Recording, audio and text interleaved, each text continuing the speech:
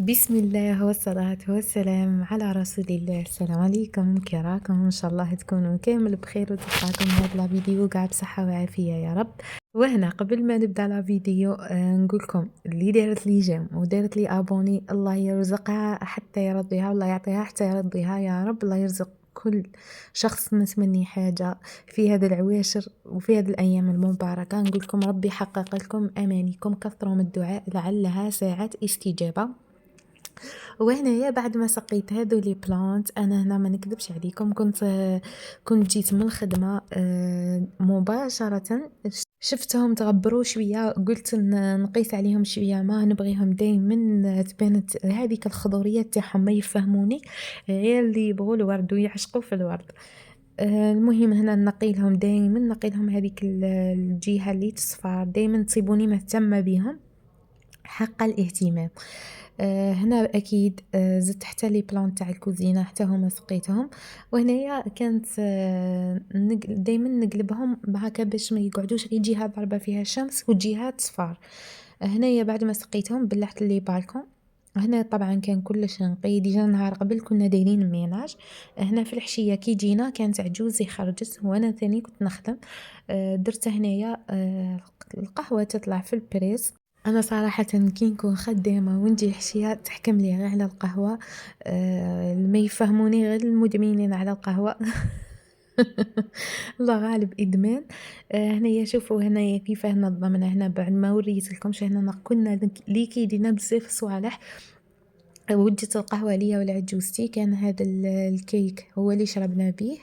هنايا كانت مخليته مغلف هكا باش ما يبسناش، ومام درت الحليب يغلى. وهنايا جيت نشارك معكم وصفة بالنسبة اللي عندهم الحساسية، اللي يعانوا من ضيق التنفس. هذه الشجرة تاع الصنوبر اللي دير السقوق. شوفوا ما تضحكوش على الفيرني لانه كي نقيت بلي برودوي طار. هنا شوفوا هذا الشجرة إفيكاس بالنسبة اللي عندهم ضيق التنفس واللي عندهم حساسية في الصدر. انا الزوج تاعي كان مرض، غليتها له درتها له تيزانه شربها والله تقولوا كان يكذب. هنايا جيت هذه بالنسبه اللي راهم مساكين مرضى، خصوصا اللي عندهم ضيق التنفس، عليكم وعلى هذا الشجره تاع الصنوبر. قلعوا شطوطه شلوهم ولا خلهم، انا ديما مخليتهم في الدار سيرتو كي عرفت بلي النتيجة تاعها فحالة. هنايا بعد ما عمرت القهوة في البريس ميم غليت الحليب ودرته في التيرمو استقهوينا. وبعد ما استقهوينا كانت عجوزي راحت تدخل الدوش. انا دخلت دوشت وكانت جايه واحده من لي كليون تاعها باش تدي القش. قلت نلبس بدعيه ما نلقاهاش بالبيجامه، قلت لبست هذه البدعيه تاعي لانه انا بدعيتي صراحه ملي شريتهم وملي جبتهم في الجهاز ما نلبسهمش بزاف، ديما نلبس بيجامه تالمو انا والزوج وعجوزي. ميم كي كان شيخي الله يرحمه كنت نلبس عادي قدامه لي بيجاما، تسمى البدعيات نلبسهم من الجمعة للجمعة ولا كي يجوا عندنا ضياف. هذا مكان انايا كنت فحفحت بهذا البارفان ودرت هذاك البغيم ودرت شويه فراجو. هذا مكان ودرت لاباك تاعي طبعا. هذا مكان هنايا شوفوا الدار كيفاه كانت نقياس، خصوصا بعد اللي درنا ميناج كانت كلش الحمد لله كلش يشعل. كلش نقي. هنا هذه شامبر تاع جوزي بعد ما نقيناها وغينا في الديكور وميم بدلنا لي ريدو. راكم عارفين تنظيفات رمضان كيفاش تكون. هنا ثاني بدلنا هذا الريدو الشباب، هذا اللي كنا شريناه اخر مره. وهنايا خليت الحمد لله كلش راه نظيف.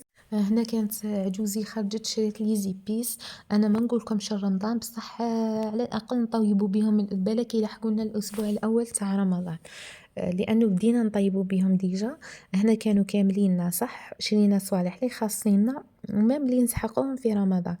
كيما هنا شريت نجمة الأرض، القرفة، فلفلة حمراء، فلفل أحمر حار والحلو، وشرينا الكروية، الثوم، المهم قاع لي زيبيس وهكا. سيرتو حنا عجوزي صوالح الحارين عندها حساسية منهم كيما الكركم والسكنجبير هذو تتهلك منهم.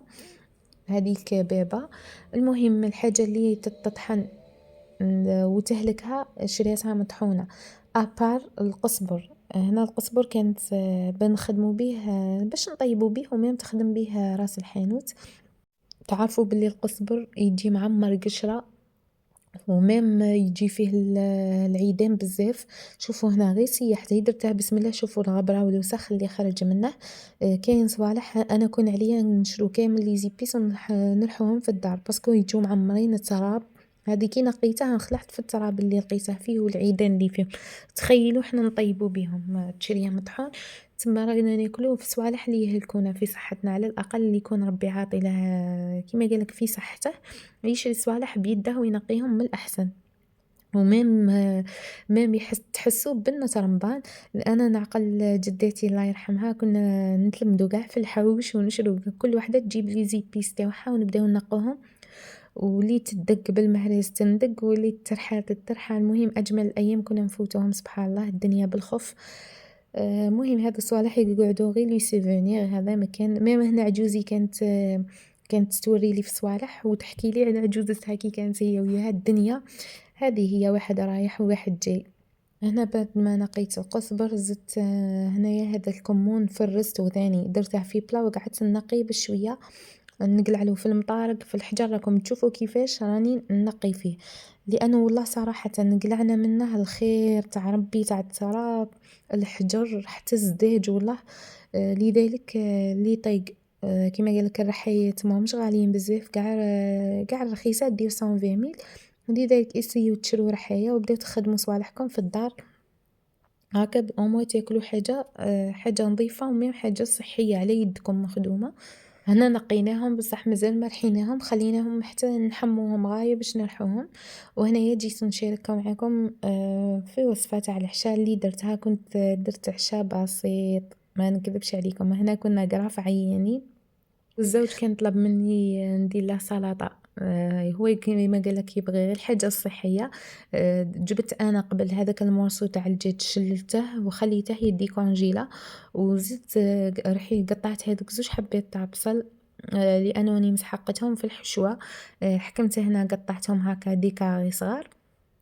وانا صراحه ما نكذبش عليكم لاباط كانت عجوزي نهار قبل دارت واحده المملحه وقعدت لها مالي. قلت نبروفيتي ما نضلوش نطيبو قلت نديرها نعاود نموديفي فيها ونديرها لهم مملحه واحده اخرى. وميم الزوج كان شويه مريض قال لي غير سلطه تاع الخضر وميم عجوزي ما عندها حاجه في الماكله في الليل تسمى لازمنا غير حاجه خفيفه. هنا كنت هذاك البصل قطعته لي هكا ديكاري صغار ودرته شويه زيت وخليته يتقلى. وهنا هذاك الدجاج ما كانش ديكونجيلا مليح ماليش درت له ثاني هو زدت قطعته دي مورسو صغار هكا. هنا تشوفوا تالمو كان مكونجيلي يدي حسيتهم جمدوا من البرد. زدت المهم قطعتهم اسيت نقطعهم دي مورسو صغار هكا باش يدخلهم لي طيب. وزدت معاهم زوج سنينات ثوم هكا قطعتهم عشوائيا وخليتهم يذبلوا. هنايا جيت للبسباس لانه الزوج كان طلب مني نديرلو سلطه تاع خضره صحيه. هنا البسباس كنت قطعته هكا قلعت له القشره تاعها الفوقانيه. هو بزاف يجيكم سلطه يصلح يجي سلطه بزاف بنين هكا بهذه الطريقه. انا صراحه ما ياكلوش مرقه ولا كون يديروه جواز ولا ما نبغيهش ناكلها بهذه الطريقه. انايا كان اللي يديروه يفوروه ويقلوه في البيض انا صراحه ما نبغيهش نحسو يجي غير كيما هاك. المهم قطعته حتى هو لي مورسو صغار بهاكا وزدت قلبته من الداخل اونكا كاش تكون كاش دودة ولا باه كي نغسله يطير هذاك التراب ثاني اللي يكون الداخل. المهم اللي خيتكم منه موسوسه سيختو الجماعه اللي عانوا من المصران عليكم على هذا الوصفه. هي كشغل الوصفه تاع ريجيم وميم طو وصفه صحيه ومشبعه. المهم هنا درتهم في هذا الباسوار باش نشللهم مليح.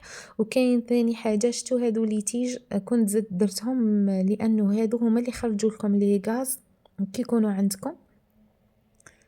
هذه شوفوا دايما كانت وحده جارتنا ربي يرحمها غير تشوفني مريضه تجي تفورهم وتجيبهم لي تقولي هاكي كوليهم. وهنا بعد ما ذاب لي كامل هذاك الدجاج هنا البسباس راه يتفور. هنا شوفوا هذه لاباط هي اللي قعدت العجوزي قلنا ما نقيسوهاش على الانسان يبذر. هنا نقطعها دي مورسو صغار ونخليها تريح. هنا غير جبتها من الفريجيدير قعدت تطلع هي سبحان الله شغل تفاعلت بسرعة. هنا قطعتها هكا ديبول صغار وخليتها بما نكذب عليكم ما وزنت ما والو بشكل عشوائي، قعدت نشكل فيها وخلاص. المهم بعد ما شكلتها خليتها تريح، والحشوة كانت هذيك اللي قليتها بردت لي، حضرتها في الطفي باش تبرد لي بسرعة. وهنا جبت هذو لي سلايك تاع هذا الفرماج تاع لي كاري. هنا درت الحشو اون ميم طون، زدت الفرماج فوقها. هنا خيطكم وبغات تبدع ساعة جاني واحد الشكل، المهم ما تضحكوش وصاي. الاخرين 3 درتهم سوفلي و3 درت هذا الشكل. وفينالمون كاع كي جيت ندير في الصفار البيض ما لقيت الصفار البيض مليشة درتها ربيت شوية فرماج ودرتو فوقها وطيبتها، والله لا جات بزاف بنينة. وهنا سلاطة كنت شكلتها بهذا الشكل، فورت البسباس وميم القرناع وزدت ربيت شوية زرودية درت سلاطة مشكلة. وهنا رافقتها مع الزيتون وكان هذا هو حشانة. اللهم أديمها نعمة واحفظها من الزوال يا رب. اللي تكون وصلت هنا للفيديو نقول لك حبيبتي قبل ما تكملي لي فيديو ولا لا فيديو عفوا، ديري لي جيم واشتراك وتفعلي لي في القناة هكا باه ان شاء الله ربي يرزقني ويرزقكم اضعاف مضاعفة ويرزق كل وحدة متمنية حاجة. هنا نقول لكم سلام الى الملتقى.